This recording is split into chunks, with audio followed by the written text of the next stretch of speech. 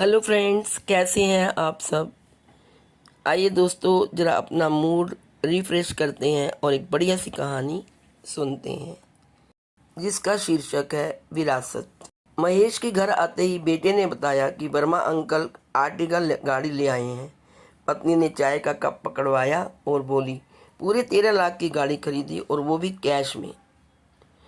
महेश हाँ हूँ करता रहा। आखिर में पत्नी का धैर्य जवाब दे गया, हम लोग भी अपनी एक गाड़ी ले लेते हैं। तुम मोटरसाइकिल से दफ्तर जाते हो, क्या अच्छा लगता है कि सभी लोग गाड़ी से जाएं और तुम बाइक चलाते हुए वहां पहुंचो? कितना खराब लगता है। तुम्हें ना लगे पर मुझे तो लगता है। महेश बोला, देखो, घर की किस्त और बाल बच्चों की पढ़ाई लिखाई के बाद इतना नहीं बचता कि गाड़ी ले लें, फिर आगे भी बहुत से खर्चे हैं। महेश धीरे से बोला। पत्नी ने गुस्से से कहा, बाकी लोग भी तो कमाते हैं, सभी अपना शौक पूरा करते हैं। तुमसे कम तनख्वाह पाने वाले लोग भी स्कॉर्पियो चलाते हैं, तुम जाने कहाँ पैसे फेंक कर आते हो। महेश बोला, अरे भाई, सारा पैसा तो तुम्हारे हाथ में ही दे देता हूँ, अब तुम जानो कहाँ खर्च होता है। मैं कुछ नहीं जानती, तुम गांव की ज़मीन बेच दो, यही तो समय है जब घूम घाम लें, हम भी ज़िंदगी जी लें। मरने के बाद क्या ज़मीन साथ लेकर जाओगे? क्या करेंगे उसका? मैं कह रही हूँ कल ही गांव जाकर सौदा तय करके आओ, बस। पत्नी ने अपना फैसला सुना दिया। अच्छा ठीक है, पर तुम भी तो साथ चलोगी, महेश बोला। पत्नी खुशी खुशी मान गई और शाम को सारे मोहल्ले में खबर फैल गई कि सरला जल्दी ही गाड़ी लेने वाली है। दूसरे दिन महेश और सरला खेत पहुंच गए। गांव में भाई का परिवार था। चाचा को आते देख बच्चे दौड़ पड़े। बच्चों ने खेत पर ही रुकने को बोला। चाचा, माँ आ रही है। तब तक महेश की भाभी लोटे में पानी लेकर वहां आई और दोनों के नज़र उतारने के बाद बोली, लल्ला अब घर चलो। बहुत दिन बाद वे लोग गांव आए थे। कच्चा घर एक तरफ गिर गया था। एक छप्पर में 2 गायें बंधी थी। बच्चों ने आसपास फुलवारी बना रखी थी। थोड़ी सब्जी भी लगी हुई थी। सरला को उस जगह की सुगंध ने मोह लिया। भाभी ने अंदर बुलाया पर वह बोली, यहीं बैठेंगे भाभी। वही रखी खटिया पर बैठ गई। महेश के भाई कथा कहते थे। एक बालक भागकर उन्हें बुलाने गया। उस समय वह राम और भरत का संवाद सुना रहे थे। बालक ने कान में कुछ कहा। उनकी आंख से झरझर आंसू गिरने लगे। कंठ अवरुद्ध हो गया। जजमानों से क्षमा मांगते हुए, आज भरत वन से आया है, राम की नगरी में, यह कहकर वहां से चल दिए। श्रोतागण समझ ही नहीं सके कि महाराज आज यह उल्टी बात क्यों कह रहे हैं। नरेश पंडित अपना झोला उठाए नारायण को विश्राम दिया और घर को चल दिए। महेश ने जैसे ही भैया को देखा दौड़ पड़ा। पंडित जी के हाथ से झोला छूट गया। भाई को अंक में भर लिया। दोनों भाइयों को इस तरह लिपट कर रोते देखना सरल के लिए अनोखा था। उसकी भी आंखें नम हो गई। भाव के बादल किसी भी सूखी धरती को हरा भरा कर देते हैं।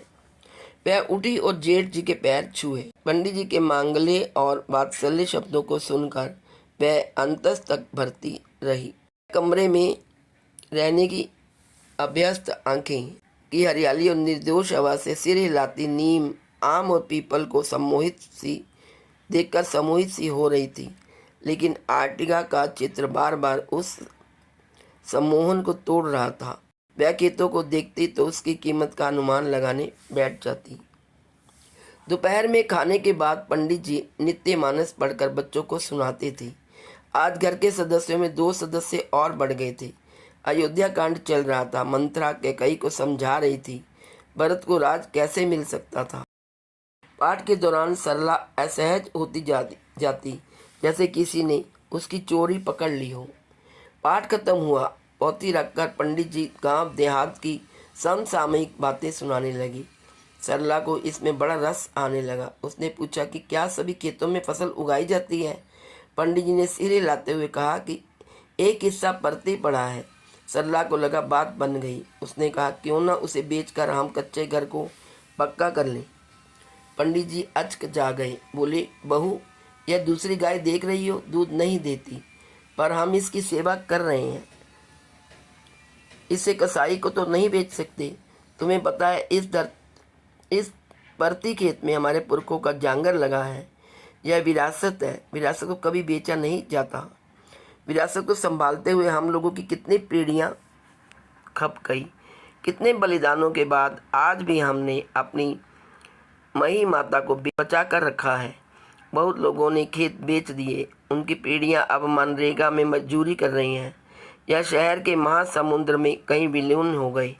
तुम अपनी ज़मीन पर बैठी हो, इन खेतों की रानी हो। इन खेतों की सेवा ठीक से हो तो देखो कैसे माता मिट्टी से सोना देती है। शहर में जो हर लगा है बेटा, वो सब कुछ हरने पर तुला है। संबंध, भाव, प्रेम, खेत, मिट्टी, पानी, हवा, सब कुछ। आज तुम लोग आए तो लगा मेरा गांव शहर को पटकनी देकर आ गया। शहर को जीतने नहीं देना बेटा। शहर की जीत आदमी को मशीन बना देती है। हम लोग रामायण पढ़ने वाले लोग हैं, जहाँ भगवान राम सोने की लंका को जीतने के बाद भी उसे तज कर वापस अयोध्या ही लौटते हैं। अपनी माटी को स्वर्ग से भी बढ़कर मानते हैं। तब तक अंदर से भाभी आई और उसे अंदर ले गई। कच्चे घर का तापमान ठंडा था। उसकी मिट्टी की दीवारों से उठती खुशबू सरला को अच्छी लग रही थी। भाभी ने एक पोटली सरला के सामने रख दी और बोली, मुझे लल्ला ने बता दिया था, इसे ले लो और देखो, इससे कार आ जाए तो ठीक, नहीं तो हम इनसे कहेंगे कि खेत बेच दें। सरला मुस्कुराई।